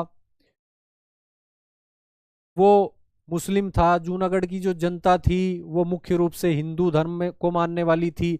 तो वहां भी वहां के शासक ने कोशिश करी कि वो पाकिस्तान में मिल जाए, लेकिन काफी घटनाक्रम घटा। और उसके बाद जो है एक जनमत संग्रह यानी रेफरेंडम, रेफरेंडम यानी जनमत संग्रह के माध्यम से जूनागढ़ को भी मिला लिया गया। हैदराबाद को मिलाया गया पुलिस एक्शन के माध्यम से, जूनागढ़ को मिलाया गया रेफरेंडम के माध्यम से, यानी जनमत संग्रह के माध्यम से। ठीक है बच्चों, उसके बाद कश्मीर, कश्मीर को इंस्ट्रूमेंट ऑफ एक्सेशन यानी विलय पत्र के माध्यम से मिला लिया गया। यहां भी पाकिस्तान की भूमिका रही काफी। पाकिस्तान चाहता था कि कश्मीर पाकिस्तान का हिस्सा बने, भारत चाहता था कि वो भारत का हिस्सा बने। वहां के जम्मू कश्मीर के जो राजा थे या महाराजा थे वो हिंदू थे। जम्मू कश्मीर की अधिकतर जो जनसंख्या थी वो मुस्लिम थी। ठीक है बच्चों, कश्मीर की।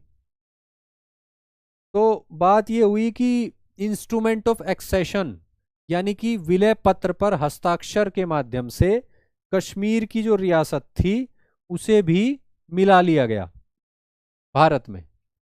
तो कुल मिलाकर ये 552 की 552 जो रियासतें थी वो भारत में शामिल हो गई।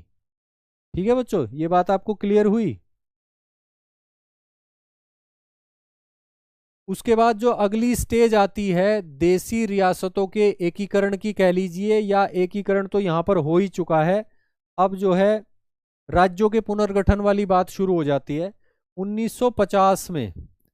1950 में जो संविधान लागू हुआ 26 जनवरी 1950 को, उसमें भारतीय संघ यानी इंडियन यूनियन की जो इकाइयां थी उनको 4 श्रेणियों में बांटा गया। 4 श्रेणियों में बांटा गया, ठीक है बच्चों। और उन श्रेणियों का नाम दिया गया part A, part B, part C और पार्ट डी, ठीक है बच्चों।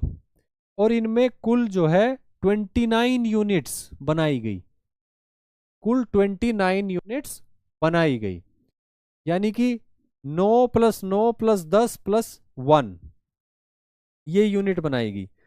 पार्ट ए में 9 इकाइयां थी, पार्ट बी में 9 इकाइयां थी, पार्ट सी में 10 थी और पार्ट डी में 1 थी। कुल मिलाकर ये बैठा 29, ठीक है बच्चों। 29 यूनिट्स थी टोटल और 4 पार्ट में डिवाइड थी, part A, part B, part C और पार्ट डी, ठीक है बच्चों। ये क्लियर हुआ हो आपको? आगे बढ़ते हैं।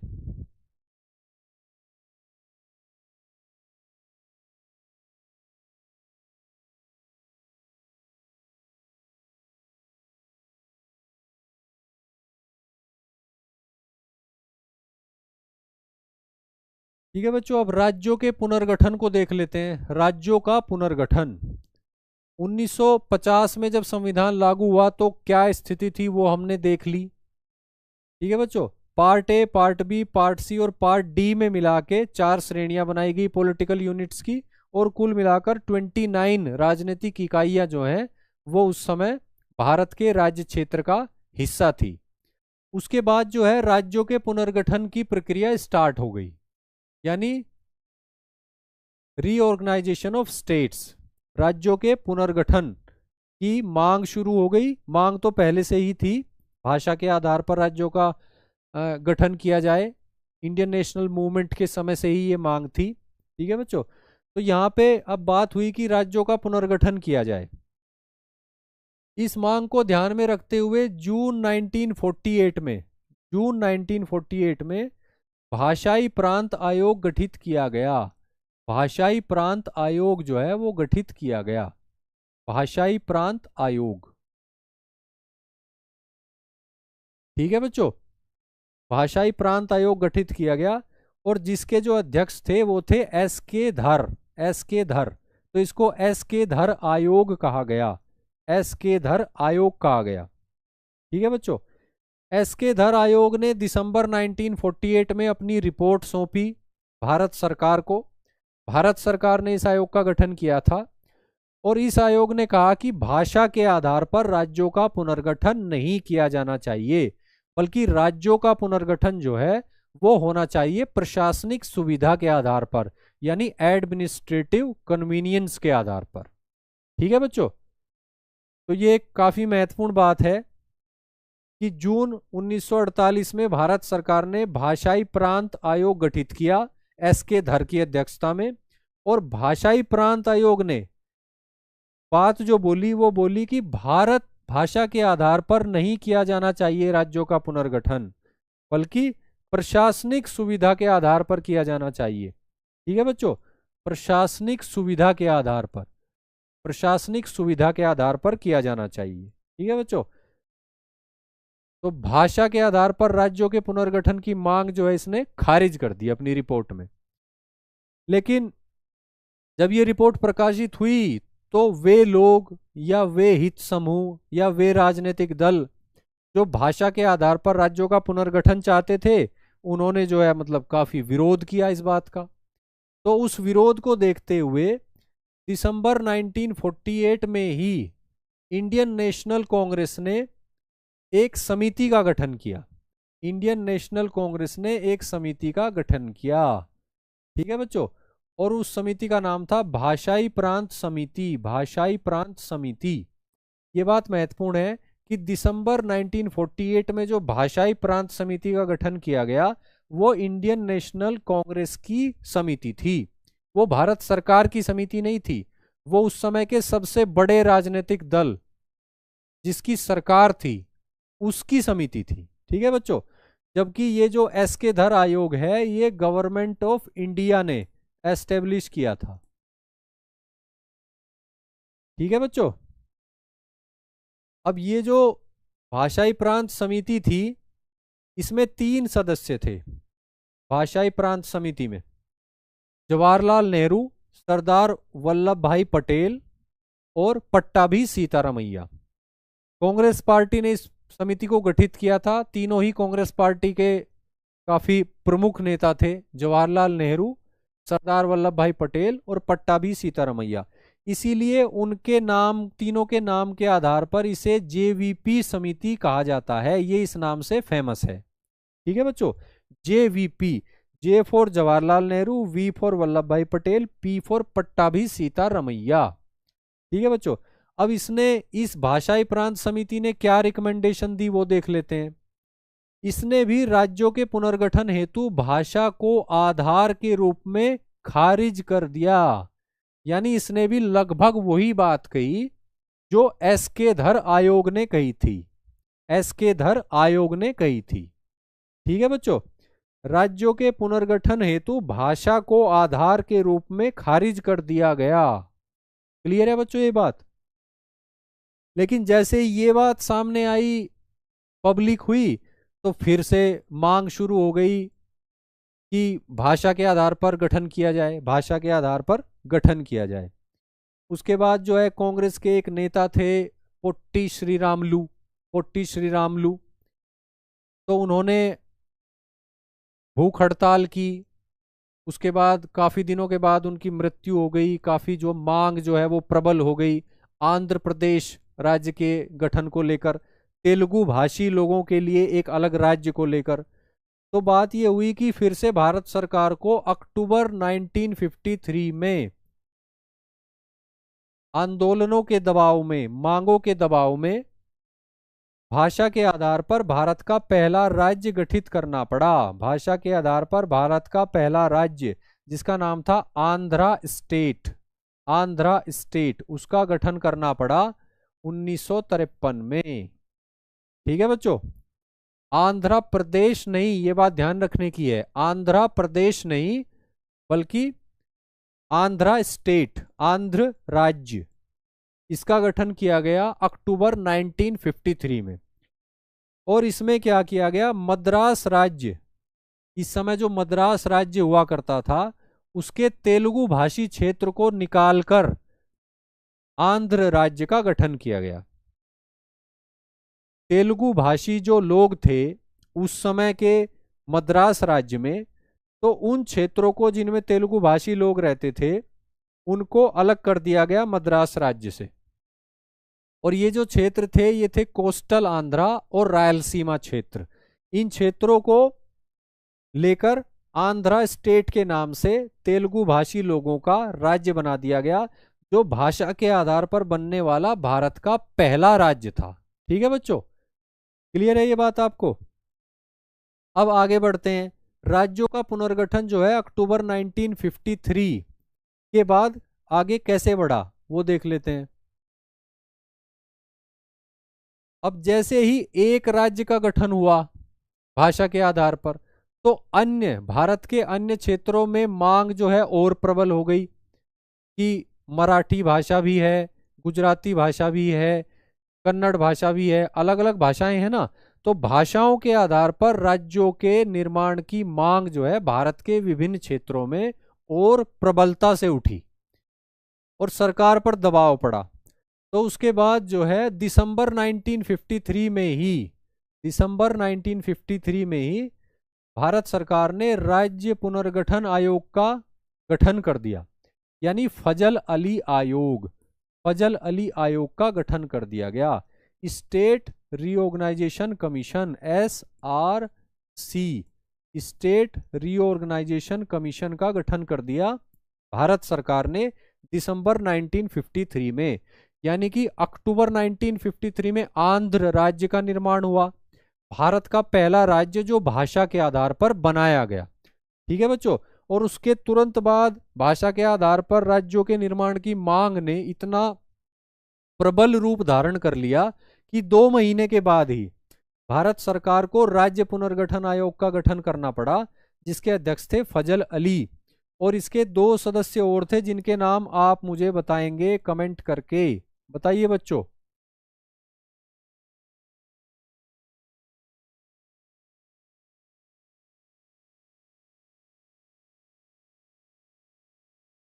फजल अली आयोग के सदस्य कौन कौन थे?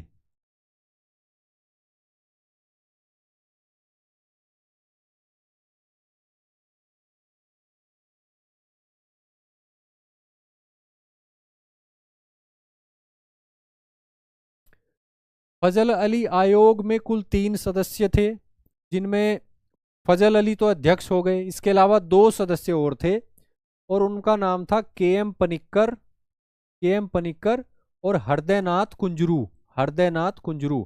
ठीक है बच्चों, ये क्लियर है आपको? कौन कौन बच्चा जवाब दे पा रहा है?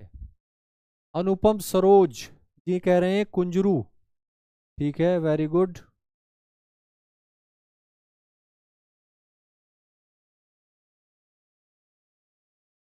रूबी पांडे जी पूछ रही हैं कि भाषा को ही क्यों बेस बनाया जाता है?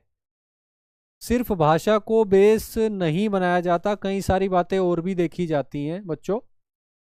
जैसे आप देखो कि हिंदी भाषा को हिंदी भाषा को बोलने वाले सभी लोगों का एक राज्य थोड़े ही है भारत में। भाई मध्य प्रदेश में भी हिंदी बोली जाती है, उत्तर प्रदेश में भी हिंदी बोली जाती है, राजस्थान में भी हिंदी भाषा बोली जाती है, राजस्थान में राजस्थानी बोल सकते हैं। ठीक है बच्चों, बिहार में हिंदी बोली जाती है। हालांकि हिंदी के अनेक रूप हैं, क्षेत्रीय रूप अनेक हैं, लेकिन ऐसा तो नहीं है कि जहां जहां हिंदी बोली जाती है उन सभी क्षेत्रों का एक राज्य है, ऐसा तो नहीं है। तो फिर ये बात हम नहीं कह सकते कि सिर्फ भाषा के आधार पर राज्यों का गठन किया गया है, कई और भी फैक्टर हैं। और अभी हम पढ़ रहे हैं राज्य पुनर्गठन आयोग फजल अली आयोग को, और इसकी जो रिकमेंडेशन अभी हम पढ़ेंगे जानेंगे 2-3-4 मिनट में, उसमें क्या रिकमेंडेशन दी हैं इस आयोग ने, उनको आप ध्यान से सुनिए तो आपको आपके प्रश्न का उत्तर मिल जाएगा कि सिर्फ भाषा के आधार पर गठन की रिकमेंडेशन इस आयोग ने भी नहीं की थी, और कई आधार बताए गए थे। ठीक है बच्चों, इसके अलावा आप ये देखिए कि 2014 में तेलंगाना को अलग राज्य बना दिया गया आंध्र प्रदेश से अलग करके, लेकिन तेलंगाना में भी तेलुगु भाषी लोग हैं, आंध्र प्रदेश जो वर्तमान है उसमें भी तेलुगु भाषी लोग हैं। तो अगर भाषा की ही बात करें तो एक ही भाषा को बोलने वाले लोग 2 राज्यों में बट गए। ठीक है बच्चों, तो इसका मतलब भाषा के अलावा भी कोई फैक्टर रहा होगा जिसने एक ही भाषा बोलने वाले लोगों को एक पॉलिटिकल यूनिट में नहीं रहने दिया, मतभेद पैदा हो गए और 2 अलग-अलग राज्य बन गए। है ना बच्चों?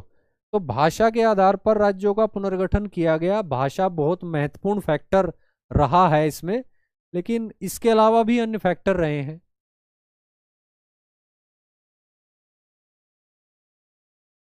यूपी से काट के उत्तराखंड बना दिया गया, यहाँ पे भी भाषा सबसे बड़ा फैक्टर तो नहीं है, उत्तराखंड में भी हिंदी ही बोली जाती है आमतौर पर।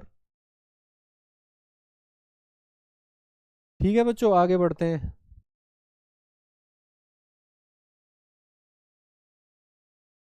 दिसंबर 1953 में राज्य पुनर्गठन आयोग बन गया फजल अली की अध्यक्षता में, उसके 2 सदस्य के.एम. पनिक्कर और हृदयनाथ कुंजरू।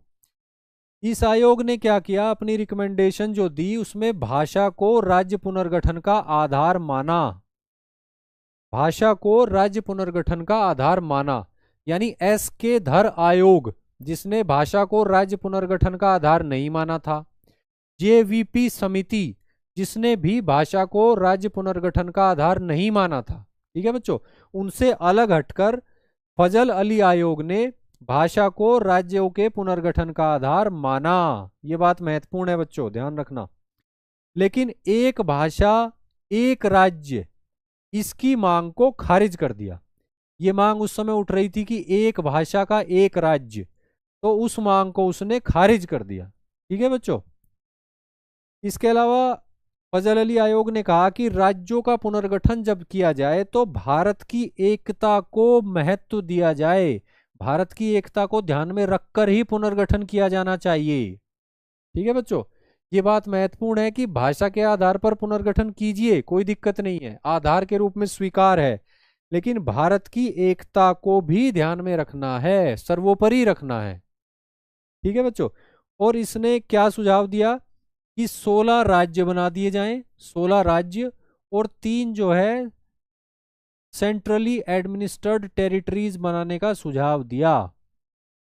फजल अली आयोग ने कहा कि 16 राज्य बना दिए जाएं, यानी कि अभी हमने थोड़ी देर पहले पढ़ा कि 26 जनवरी 1950 को जो संविधान भारत का लागू हुआ, उसमें जितनी भी पॉलिटिकल यूनिट्स थी उन्हें 4 भागों में बांटा गया था, part A, part B, part C और पार्ट डी। तो फजल अली आयोग ने कहा कि ये व्यवस्था अब समाप्त की जाए, part A, part B, part C, part D वाला सिस्टम समाप्त कर दिया जाए और पुनर्गठन करा जाए भाषा के आधार पर, 16 राज्य बनाए जाएं और 3 जो है वो सेंट्रली एडमिनिस्ट्रेड टेरिटरी बनाने का सुझाव जो है फजल अली आयोग ने दिया।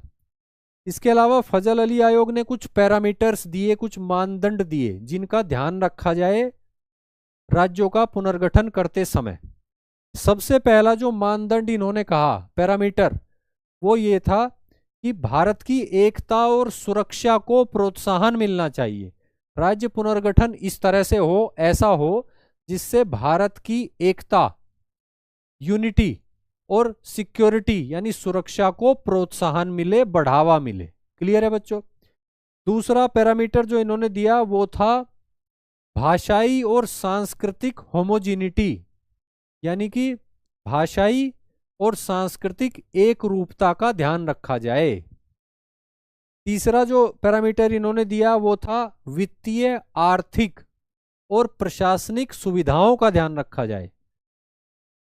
ठीक है बच्चों, इसके अलावा इन्होंने कहा कि जिस राज्य का निर्माण हो रहा है उस राज्य के नागरिकों का या उस राज्य के निवासियों का, और बृहद तौर पर देखा जाए तो पूरे भारत के लोगों के कल्याण में बढ़ोतरी होनी चाहिए।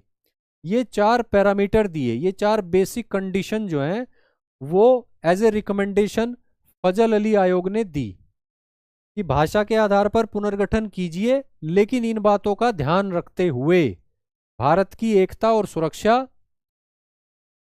कल्चरल एंड लिंग्विस्टिक होमोजिनिटी यानी भाषाई और सांस्कृतिक एकरूपता, इसके अलावा वित्तीय, आर्थिक और प्रशासनिक सुविधा और कार्यकुशलता का ध्यान रखा जाए। और 4th पॉइंट जो था वो था कि उस राज्य के लोगों का और आम तौर पर भारत के सभी लोगों के कल्याण को ध्यान में रखा जाए। क्लियर है बच्चों? ये बात आपको क्लियर हुई? तो इस तरह से ये रिपोर्ट आई। ठीक है बच्चों, उसके बाद इसकी फजल अली आयोग की रिपोर्ट को तुरंत लगभग जो है और बहुत ज्यादा परिवर्तनों के बिना ही भारत सरकार ने स्वीकार कर लिया और 1956 में राज्य पुनर्गठन अधिनियम पारित कर दिया। राज्य पुनर्गठन अधिनियम 1956। ठीक है बच्चों, और इसके माध्यम से काफी बड़े पैमाने पर पुनर्गठन किया गया और इसी के सहयोगी के रूप में सातवां संशोधन अधिनियम लाया गया। 7वां संशोधन अधिनियम लाया गया और इन दोनों के माध्यम से बड़े पैमाने पर राज्यों का पुनर्गठन कर दिया गया और कुल मिलाकर कितनी यूनिट्स बनाई गई? 14 स्टेट्स यानी 14 राज्य और 6 यूनियन टेरिटरीज बना दी गई। ठीक है बच्चों, फजल अली आयोग ने कहा था 16 राज्य बनाइए और 3 जो है वो सेंट्रली एडमिनिस्ट्रेटिव यूनिट्स बनाइए, यानी टोटल 19 यूनिट्स बनाइए। भारत सरकार ने राज्य पुनर्गठन अधिनियम 1956 और 7वां संविधान संशोधन अधिनियम 1956 के माध्यम से 14 राज्य बनाए और 6 यूनियन टेरिटरीज बनाई, यानी टोटल मिलाकर 20 यूनिट्स बना दी, जो 2 प्रकार की थी। 14 राज्य थे और 6 यूनियन टेरिटरीज थी। ठीक है बच्चों, इसके बाद भी फिर भाषा के आधार पर मांग आगे बढ़ती रही। जैसे 1960 में उस समय का जो बंबई प्रांत था उसमें 2 भाषाओं को बोलने वाले लोग रहते थे, गुजराती भाषा को और मराठी भाषा को। तो मांग उठी कि भाषा के आधार पर जो है बम्बई प्रांत का विभाजन कर दिया जाए। तो 1960 में बम्बई प्रांत का विभाजन कर दिया गया और गुजराती भाषा बोलने वाले लोगों के लिए गुजरात अस्तित्व में आया और मराठी भाषा बोलने वालों के लिए महाराष्ट्र अस्तित्व में आया। ठीक है बच्चों। तो उसके बाद ये राज्यों का पुनर्गठन का जो प्रोसेस है ये चलता चला गया। इसकी पूरी हिस्ट्री जो है आप अध्याय में पढ़ लेना, फैक्चुअल इंफॉर्मेशन है वो, प्राथमिक परीक्षा के लिए काफ़ी महत्वपूर्ण है। ठीक है बच्चों, ये आज की क्लास की आखिरी स्लाइड है आपकी, इसको एक बार देख लेते हैं। इसमें हम बात कर रहे हैं जम्मू कश्मीर और लद्दाख की। ये थोड़ा करंट का मैटर है, रिलेटिवली करंट कह सकते हैं इसको। ठीक है बच्चों, जम्मू कश्मीर और लद्दाख ये दो यूनियन टेरिटरीज हैं वर्तमान में, ये बात आप जानते हैं। ठीक है बच्चों, और ये बात जो है 2019 से ये स्थिति है। वर्ष 2019 तक क्या स्थिति थी जम्मू कश्मीर के मामले में और लद्दाख के मामले में? वर्ष 2019 तक क्या स्थिति थी? जम्मू और कश्मीर राज्य अस्तित्व में था, जम्मू कश्मीर राज्य जो है अस्तित्व में था और लद्दाख क्षेत्र उसी का भाग था। ठीक है बच्चों, ये बात आप सभी जानते हैं। जम्मू कश्मीर स्टेट अस्तित्व में था और उसका अपना खुद का संविधान लागू था। जम्मू कश्मीर राज्य का खुद का अपना संविधान लागू था। ठीक है बच्चों, जम्मू कश्मीर राज्य अस्तित्व में था वर्ष 2019 से पहले, 19 तक कह सकते हैं, और उसका अपना संविधान था। और अनुच्छेद 370 के अंतर्गत उसे विशेष दर्जा प्राप्त था, विशेष दर्जा, स्पेशल स्टेटस उसको प्राप्त था। ठीक है बच्चों, वर्ष 2019 तक जम्मू कश्मीर राज्य अस्तित्व में था, उसका अपना संविधान था और अनुच्छेद 370 जो भारत के संविधान का एक अनुच्छेद है उसके अंतर्गत विशेष दर्जा प्राप्त था जम्मू कश्मीर राज्य को। ठीक है बच्चों, उसके बाद 2019 में काफी परिवर्तन किए गए।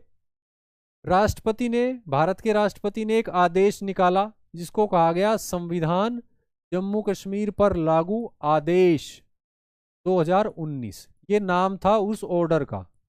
ठीक है बच्चों, इस ऑर्डर के माध्यम से भारत के संविधान के सभी प्रावधान जम्मू कश्मीर पर लागू कर दिए गए।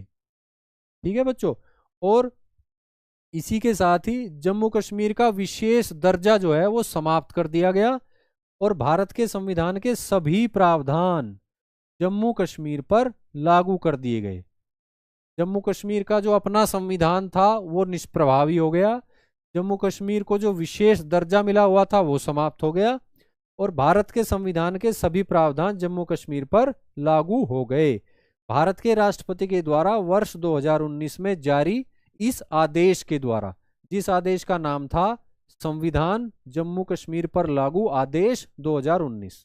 ठीक है बच्चों, इसके साथ ही वर्ष 2019 में ही जम्मू कश्मीर पुनर्गठन अधिनियम पारित किया गया 2019 में ही, ये भी काफी महत्वपूर्ण है। ये दोनों कदम लगभग एक साथ ही उठाए गए बच्चों। ठीक है, जम्मू कश्मीर पुनर्गठन अधिनियम यानी जम्मू कश्मीर रीऑर्गेनाइजेशन एक्ट 2019 पारित किया गया। इसके अंतर्गत जम्मू कश्मीर राज्य जो था उसको विभाजित कर दिया गया, उसको बांट दिया गया और उसके अंतर्गत 2 यूनियन टेरिटरीज का गठन किया गया, यानी 2 केंद्र शासित प्रदेशों का गठन किया गया और उनका नाम आप जानते ही होंगे, एक है जम्मू कश्मीर यूनियन टेरिटरी और दूसरा है लद्दाख यूनियन टेरिटरी। ठीक है बच्चों, तो ये परिवर्तन किए गए।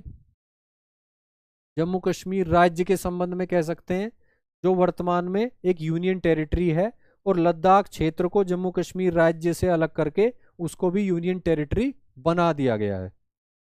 ठीक है बच्चों, इसके अलावा एक और महत्वपूर्ण बात है, समाचार है राज्यों के पुनर्गठन से संबंधित ही। अभी इसी महीने 2 जून को तेलंगाना की स्थापना ने 10 वर्ष पूरे किए हैं, यानी 2 जून 2024 को 10 वर्ष पूरे हो गए तेलंगाना की स्थापना को। ठीक है बच्चों, और तेलंगाना का निर्माण किया गया था, तेलंगाना अस्तित्व में आया था 2 जून 2014 को आंध्र प्रदेश राज्य से अलग होकर। ठीक है बच्चों। तो आज की क्लास में बस इतना ही। उम्मीद है आपको आज की क्लास जो है काफ़ी अच्छे से समझ में आई होगी। अभी एक स्लाइड और हमारी थोड़ी बीच में बची हुई है, उसको और देख लेते हैं बच्चों। स्लाइड का क्रम थोड़ा आज उल्टा पुल्टा हो गया था। उच्चतम न्यायालय ने भी कई महत्वपूर्ण फैसलों में कई सारी बातें कही हैं जो इस अध्याय के लिए महत्वपूर्ण हैं। ठीक है बच्चों, उनको देख लेते हैं एक बार। बेरूबाड़ी यूनियन मामला, बेरूबाड़ी यूनियन मामला 1960। इसमें भारत के उच्चतम न्यायालय ने कहा कि किसी राज्य का क्षेत्र जो है वो घटाने की शक्ति जो संसद के पास है, भारत के संविधान के अनुच्छेद 3 के अंतर्गत, ठीक है बच्चों, उसके अंतर्गत भारत का क्षेत्र किसी दूसरे देश को देने की शक्ति शामिल नहीं है। अगर भारत सरकार किसी राज्य के किसी हिस्से को किसी दूसरे देश को देना चाहती है तो यहां पे दो बातें हैं। एक तो वो उस राज्य के क्षेत्र को कम कर रही है, इसका अधिकार तो भारत की सरकार को भारत के संसद के माध्यम से अधिनियम बनाकर है, आर्टिकल 3 के अंतर्गत, ठीक है। लेकिन अगर वह क्षेत्र किसी दूसरे देश को दिया जा रहा है, किसी दूसरे देश को दिया जा रहा है, तो यह शक्ति जो है, यह शक्ति, इस शक्ति का स्रोत जो है वो आर्टिकल 3 नहीं है। ठीक है बच्चों, ये बात कही बेरूबाड़ी यूनियन मामला 1960 में। और इसके लिए क्या करना पड़ेगा? इसके लिए सुप्रीम कोर्ट ने कहा कि भारत का क्षेत्र दूसरे देश को देने के लिए अनुच्छेद 368 के अंतर्गत संविधान संशोधन आवश्यक है, संविधान संशोधन आवश्यक है। ठीक है बच्चों, यहां पे आप आर्टिकल 368 की भूमिका देख सकते हैं। एक्चुअली मामला ये था कि बेरूबाड़ी यूनियन कोई क्षेत्र था जो पश्चिम बंगाल में आता था उस समय, 1960 का ये मामला है। और बांग्लादेश तो उस समय अस्तित्व में नहीं था, ईस्ट पाकिस्तान होता था। ठीक है बच्चों, तो भारत और पाकिस्तान के बीच कुछ बातचीत चल रही थी और बेरूबाड़ी यूनियन का जो क्षेत्र है वो भारत को किसी समझौते के अंतर्गत पाकिस्तान को देना था। यानी पश्चिम बंगाल का एक छोटा सा भाग बेरूबाड़ी यूनियन के नाम से जो था वो दिया जाना था पाकिस्तान को। तो इसलिए ये मामला जो है सुप्रीम कोर्ट पहुंचा था कि क्या भारत की संसद को यह अधिकार है कि वो विधान बनाकर ऐसा कर सकती है आर्टिकल 3 के अंतर्गत।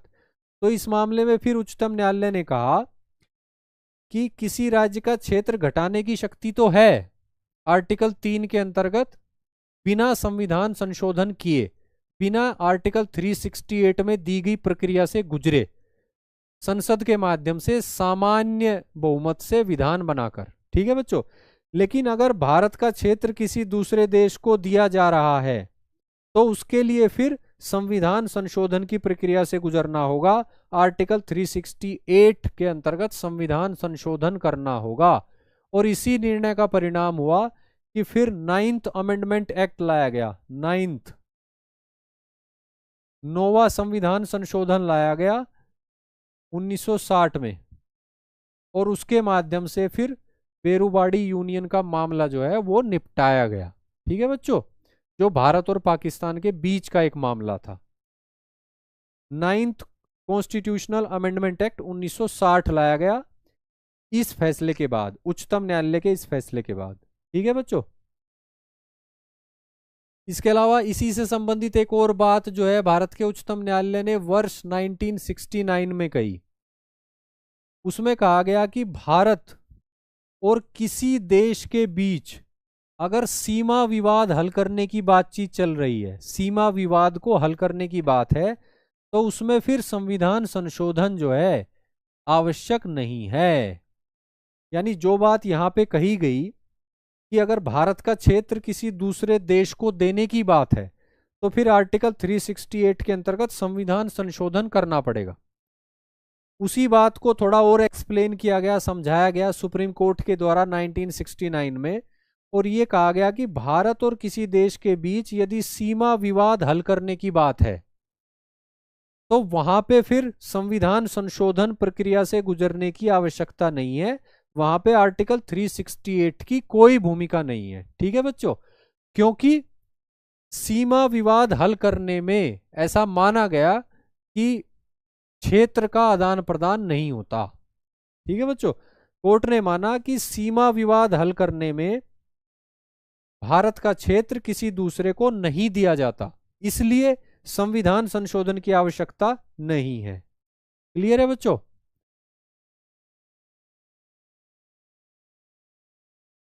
तो आज की क्लास जो है बच्चों इसी के साथ समाप्ति की तरफ बढ़ते हुए, संघ और उसका राज्य क्षेत्र ये चैप्टर हमने पढ़ा। इस चैप्टर का कुछ कॉन्सेप्चुअल पार्ट है, कुछ फैक्चुअल पार्ट है। फैक्चुअल पार्ट आप जो है एम लक्ष्मीकांत बुक से पढ़ सकते हो काफ़ी डिटेल में। इसमें काफ़ी सारी ऐसी जानकारी भी है इस चैप्टर में जहाँ से प्राथमिक परीक्षा के बहुत सारे प्रश्न बन सकते हैं। ठीक है बच्चों, कौन राज्य कब अस्तित्व में आया, किस संविधान संशोधन को कब किया गया जो राज्यों के पुनर्गठन से संबंधित है, वगैरह वगैरह, काफ़ी डिटेल है, काफ़ी फैक्चुअल इंफॉर्मेशन है, उसको आप काफ़ी ध्यान से पढ़िएगा। ठीक है बच्चों, तो आज की क्लास कैसी लगी सभी बच्चे कमेंट करके बताएंगे। Thank you, thank you Sarita ji, Sachin, Anupam, Shikha, Renu, Radha, Shivam ji, धन्यवाद, प्रणाम, Shifa, thank you, very nice, Renu clear, Ankit Pal. ठीक है बच्चों, और बच्चों ये क्लासेस जो हैं आप शेयर भी किया कीजिए, अपने मित्रों को फॉरवर्ड किया कीजिए, काफ़ी यूज़फुल क्लासेस हैं। काफ़ी अच्छे से हम एम लक्ष्मीकांत जैसी एक कठिन पुस्तक को पढ़ते हुए चल रहे हैं, बहुत ही सिस्टेमेटिक तरीके से, बहुत ही ऑर्गेनाइज्ड तरीके से। तो जितने ज़्यादा बच्चों को इसका लाभ मिल सके उतना अच्छा है। ज्ञान जो है वो बांटने से बढ़ता है बच्चों। तो अपने आपके जितने भी मित्र हों, परिचित हों, उन सभी को क्लासेस फॉरवर्ड कीजिए, क्लासेस से जोड़िए। आप जितने ज़्यादा बच्चे जो है क्लासेस में मेरे साथ जुड़ोगे उतना ही मेरा मोटिवेशन ज़्यादा होगा, मेरा एनर्जी लेवल ज़्यादा होगा। ठीक है बच्चों, तो मैं आप सभी का स्वागत करता हूँ, आप सभी का आह्वान करता हूँ कि ज़्यादा से ज़्यादा बच्चों को जोड़िए, जिससे हम और बेहतर पढ़ाने का मोटिवेशन मुझे मिले। हालांकि मैं अभी भी अपना बेस्ट ही दे रहा हूँ आप लोगों को। ठीक है बच्चों, तो आज की क्लास के लिए इतना ही। कल बच्चों हम पढ़ेंगे नागरिकता, सिटीजनशिप। ठीक है बच्चों, और इसी के साथ नमस्कार, गुड नाइट।